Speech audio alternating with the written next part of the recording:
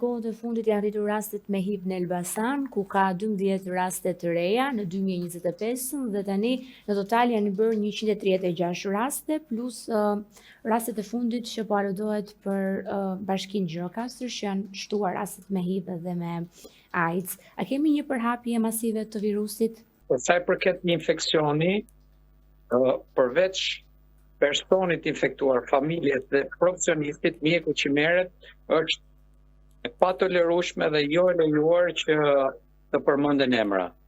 Në aspektin si të çështjeve të etikës dhe deontologjisë, ashtu edhe për sa i përket problemet të konfidencialitetit.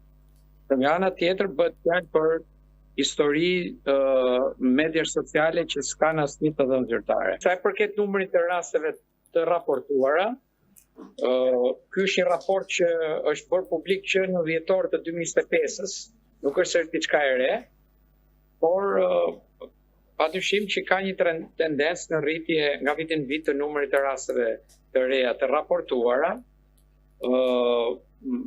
edhe pse Shqipëria është një vend me prevalencë të ulët si vendet e rajonit, nëse krahasojmë vendet përreth që kanë me numër të njëjtë popullate, Shqipëria ka 2-3 fiq numër rastesh të reja që raporton çdo vit krahasuar me Maqedoninë apo me Kosovën, që tregon që ka një si thuaç risk më të lartë pra prani të sjelljeve të rrezikshme më të larta në Shqipëri që manifestohen me numër rastesh të reja.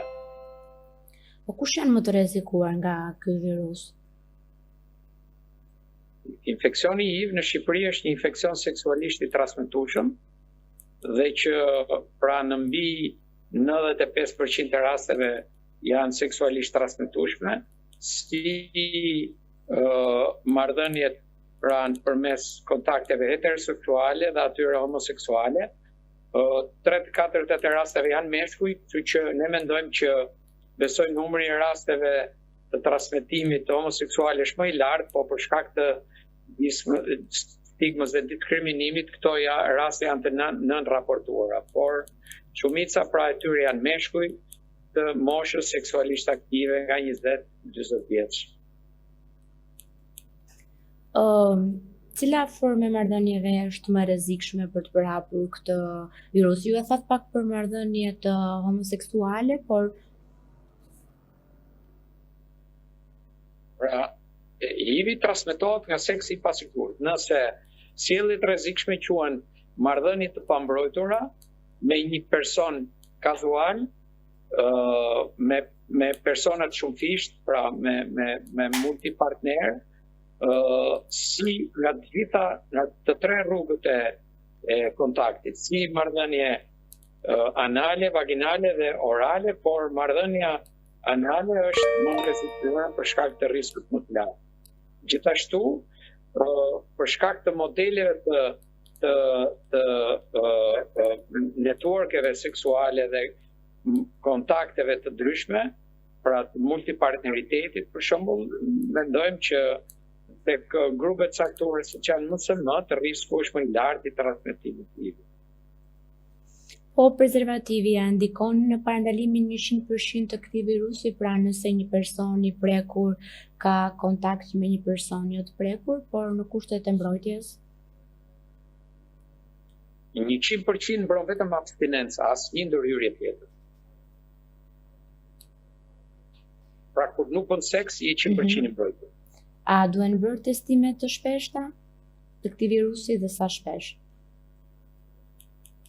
Ç'në kupton me të shpeshta? Pra, analizat, sa shpesh duhen bërë analizat për këto sëmundje? Sa shpesh ju rekomandoni ju si mjek? Për një individ? Për një individ, po. Jo, shiko, për një individ nuk flasim marrëdhënie të shpeshta. Jo, testime. Për testet të shpeshta, për testime të shpeshta. Natyrisht që në individ caktuar që mund të kenë sjellje të rrezikshme, rekomandohen testime apo monitorime të vazhdueshme. Por ajo që është e rëndësishme duhet të theksohet fakti që duhet që testimi në Shqipëri të jetë më i aksesueshëm dhe më i ofrueshëm. Pra kjo është thirrje për institucionet që merren me këtë punë që ta bëjnë testimin më të ofrueshëm dhe më të aksesueshëm për popullatën në nivele të ndryshme të ofrimit kujdesit, sidomos për ato që quhen që i përmendëm grupet që janë në risk, që janë MCM-t, punëtorët e seksit, individët që paraqesin infeksione tjera seksualisht transmetueshme.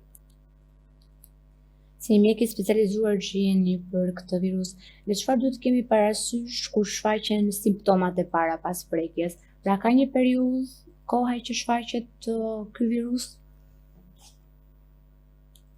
Jemi për shumë vite është pa shenja klinike, prandaj edhe është e rëndësishme që të bëhet testimi pa ardhur momenti i shfaqjes shenja klinike, sepse atëherë mund të jetë pak vonë edhe në drejtim të ndërhyrjeve dhe të suksesit të terapisë.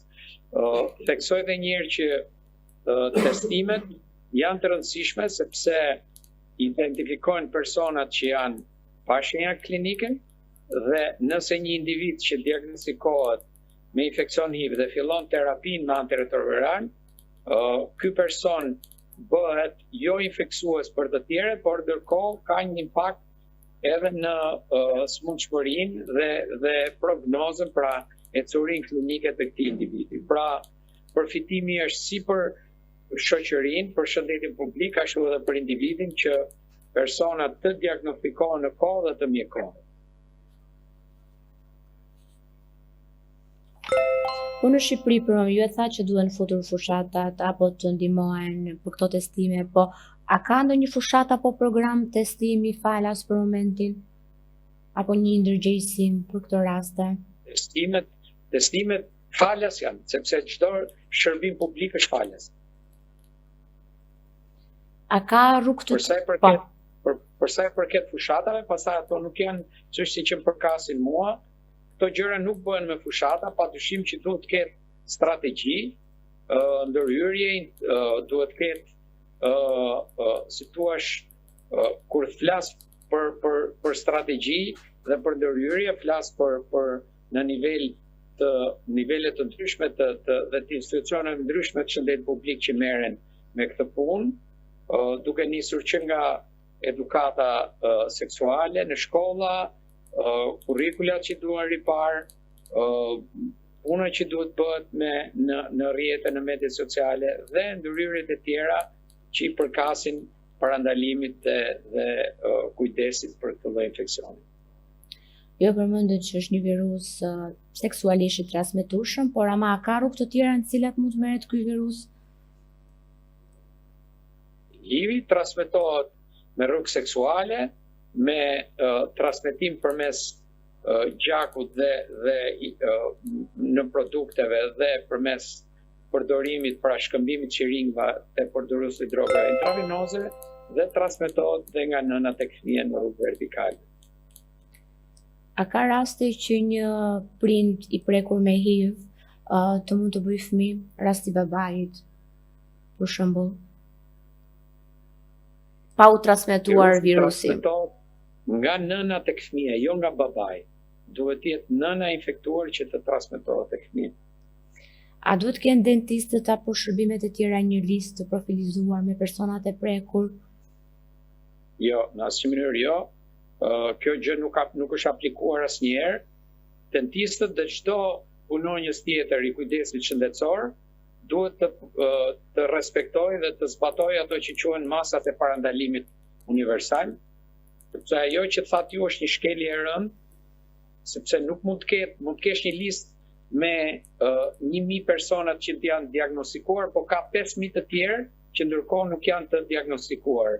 Dhe ti, nëse ti shpall këtë listë me 1.000, ato 5.000 të tjerë nuk do i bëjnë asnjëherë analizat që të shpallën ato. Pra, ai dentisti dhe çdo punonjës tjetër i kujdesit shëndetësor duhet të zbatojnë masat e parandalimit universal, që do të thotë çdo individ që merr kujdes në ky dentist apo të punojë te shërbime të tjera duhet konsiderohet potencialisht infektues.